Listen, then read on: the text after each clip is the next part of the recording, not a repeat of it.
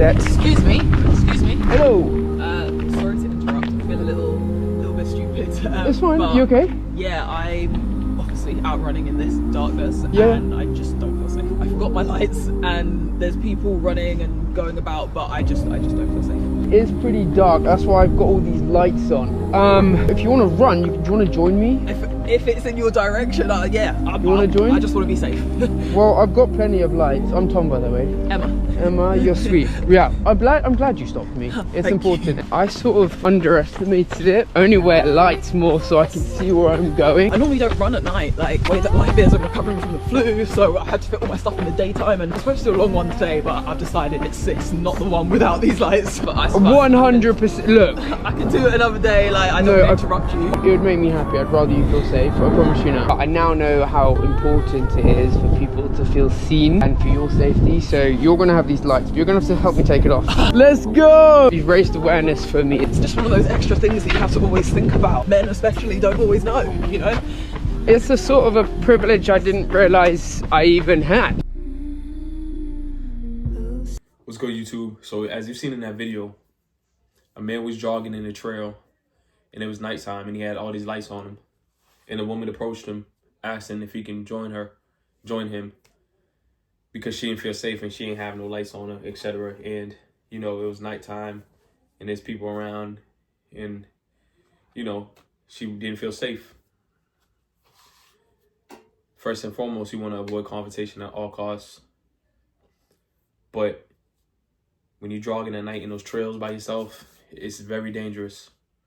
And we have to take accountability and responsibility for our own safety.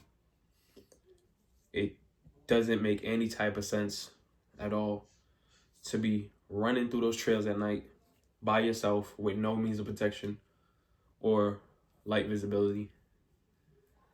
I don't recommend jogging at night in trails by yourself, but if you have to do so, because your schedule only permits you to do so, you have to use protection. You have to use protection, man. It's very important. You lost your mind if you're jogging by yourself in these trails and you don't have no way to protect yourself. I don't want to hear nothing. It makes no sense. There's no excuses for that. So I'm here to educate people how to protect themselves and defend themselves legally. First and foremost, if you're going to be running through trails at night, jogging, we're going to need a flashlight.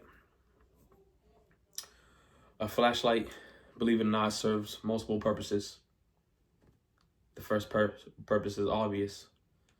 So that way you can see at night where you're going and see your surroundings and someone who's potentially hiding. And depending on what kind of flashlight you get, they have tactical flashlights where it has rough edges in the center, where you can use it to fight off somebody and, you know, hit them.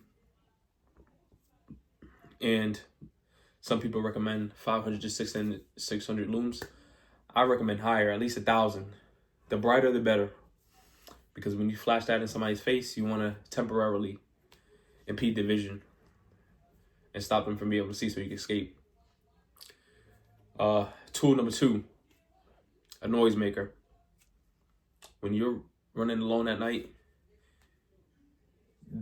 typically those areas are very quiet. So any noise you make is going to echo. And a noisemaker will echo loud enough where somebody who's also jogging or hopefully in your vicinity or a couple, you know, steps or a block or two down can hear that noise and potentially help you in your time of trouble. So noisemakers are vital. They're very underrated. Number 3, I recommend a firearm, you know, because when you're running in trails at night, you got to think about it. What type of person, like crime-wise, would be in those trails? People who want to assault people and rob them and etc. and murder them, etc. There's no low crime in a trail at night in regards to somebody who wants to do, you know, harm on them. It's mostly very aggressive and could be lethal. So I recommend, especially my ladies, get your license to carry, get a firearm. Men too, obviously. Familiarize yourself with your firearm. Get a gun instructor. Shoot your firearm and practice with it. Educate yourself on the state laws. Educate yourself on self-defense laws and your gun laws. And try and avoid the confrontation at all costs, obviously. But I highly recommend a firearm. Because if somebody meets you with deadly force, you're going to have to use deadly force to preserve and save your life. You owe it to yourself and your family to be able to protect yourself in each level of protection. You know, we take time for everything else, but a lot of people don't want to think about what if something happens to them. But we need to start thinking that way so that way we can stay safe. A lot of us think, hey, I've seen it on the news, but the chance of it happening to me is low. We can't think like that because that's how you become a victim to criminal activity and criminals. So we always have to think ahead and plan ahead because we don't want to get in a situation and wish we had the proper tools to defend ourselves and deter somebody from assaulting us. So those 3 things will help you. And also staying fit. Physical fitness is a part of self-defense. You need the strength to fight somebody off and the stamina to escape an attacker. So we need to hit the gym. We need to go running. We need to work on our cardio, our stamina, and our strength. Those things are very vital for survival. For years, you know, before technology and all this stuff, in cars, we all depended on our physical capabilities to survive. So it's time to bring that back. So educate yourself. Be prepared. Practice makes perfect. Practice and consistency builds confidence. The more you educate yourself, the more confident you'll be on handling firearms and the tools that you carry on you every day.